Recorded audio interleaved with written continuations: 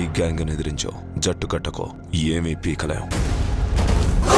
వీళ్ళని చూస్తే దున్నపోతుల్లా బలిసి వందల సంఖ్యలో ఉన్నారు. వాళ్ళని ఇక్కడ ఉండడానికి ఒప్పుకుంటే ఈ ఊరే నాశనం అయిపోతుంది. ఒకళ్ళు ఇద్దరు కాదు, 100 మందికి పైగా ఉన్నారు.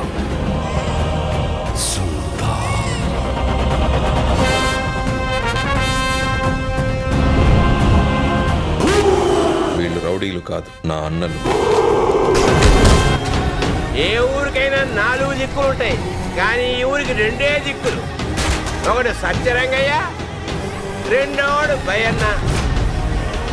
ఎవడైనా సరే ఈ 2 దిక్కుల్లో పడి చావాల్సిందే.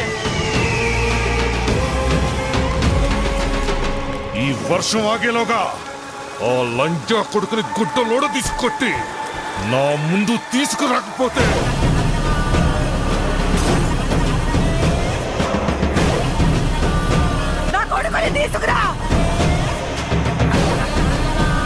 వాళ్ళు పెట్టిన జెండా చూడాలంటే ఖచ్చితంగా తలెత్తి చూడాలి.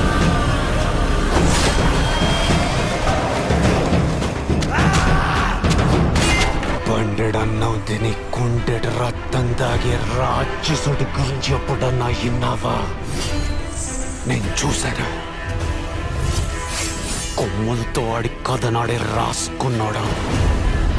కన్నీళ్ళని ఒంటికి నెత్తురులాగా పూసుకున్నాడు. సావు కళ్ళ ముందుకొచ్చి నిలబడితే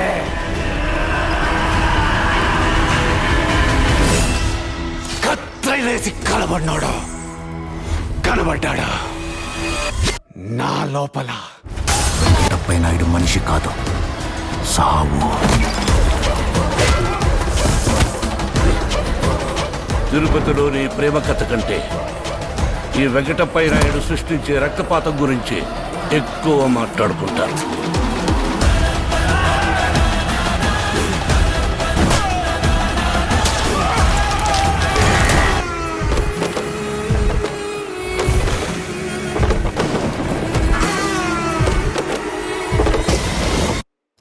ఈ రాక్షసుల్ని వేటాడే బ్రహ్మ రాక్షసుడు వచ్చాడ్రా.